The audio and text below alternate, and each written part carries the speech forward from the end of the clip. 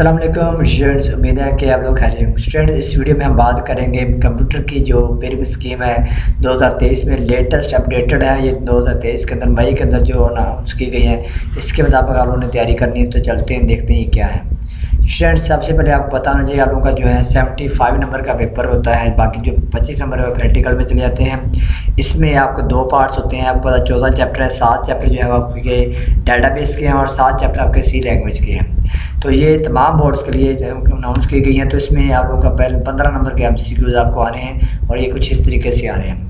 तो देखिए, chapter number 1, 2, 3, 5 और 14 इन सब में से एक MCQs आना है। इसी तरह चैप्टर नंबर 6 में से भी एक आएगा, 7 में से कोई नहीं आएगा, 8, 4 और 10 में से भी एक आना है। चैप्टर नंबर 11 और 12 में 2 आएंगे और इसी तरह चैप्टर नंबर 13 और 9 में भी एक आएगा। इस तरह टोटल आपके 15 MCQs आएंगे। अब बात करते हैं शॉर्ट क्वेश्चन की। तो शॉर्ट क्वेश्चन में देखिए हमारे पास 3 पोर्शन है। 3 पोर्शन में से जो पहला पोर्शन है ये आपका डाटाबेस है, जो कि टोटल 7 चैप्टर है, उनमें से एक पोर्शन आएगा। और अगले दोनों पोर्शन जो है ये आपको जो नज़र आ रहे हैं, ये दोनों पोर्शन जो है सी लैंग्वेज के अंदर आते हैं। तो यानी इसमें से आपने 6 करने थे 9 में से, और इनमें से कैसे होंगे, ये पहले 7 चैप्टर हैं। तो पहले में से 2, दूसरी और तीसरे में से 1 और चौथे में से भी 2 और इस तरह 5वें, छठे और 7वें से भी एक शॉर्ट क्वेश्चन आएगा। अब सी लैंग्वेज जो है उसमें जो आपका पार्ट है पहला जो हमारे पास बनेगा वो चैप्टर नंबर 8, 9 और 14 से बनेगा। चैप्टर नंबर 8 और 9 में से 4 क्वेश्चन आएंगे और 14 से 1 आएगा। इसी तरह जो आपका 4th क्वेश्चन है जिसमें से आपने फिर 6 करने होते हैं। ये चैप्टर नंबर 10, 11 और 12 जो सी लैंग्वेज के पार्ट है इसमें से हर एक में से 3 आएंगे। इस तरह आप लोगों का जो है वो ये शॉर्ट क्वेश्चन क्लियर हो जाएंगे। नेक्स्ट हम बात करेंगे लॉन्ग क्वेश्चन के हवाले से। लॉन्ग में भी आपको पता होना चाहिए कि आप लोगों को जो है वो डाटाबेस में से आपको 2 सवाल आएंगे।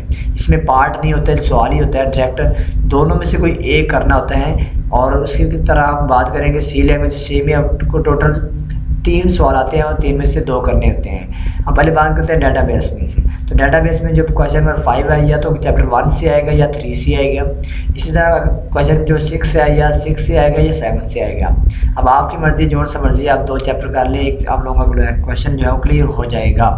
अब बात करते हैं चैप्टर नंबर जो हमारे पास सी लैंग्वेज में 3 चैप्टर कौन कौन से हैं। 11, 12 और 13 चैप्टर हैं। इन 3 चैप्टर में से आप लोगों को 3 सवाल आने हैं। इन 3 सवालों में से एक प्रोग्राम होगा और 2 जो है वो सवाल होंगे थ्योरेटिकली, ठीक है। तो अब कोई भी चैप्टर में से आपको लॉन्ग का जो है न्यूमेरिकल जो है वो आ सकता है, यानी प्रोग्राम आ सकता है। तो इसलिए तीनों के आपके प्रोग्राम अच्छी तरीके से कर लेने चाहिए।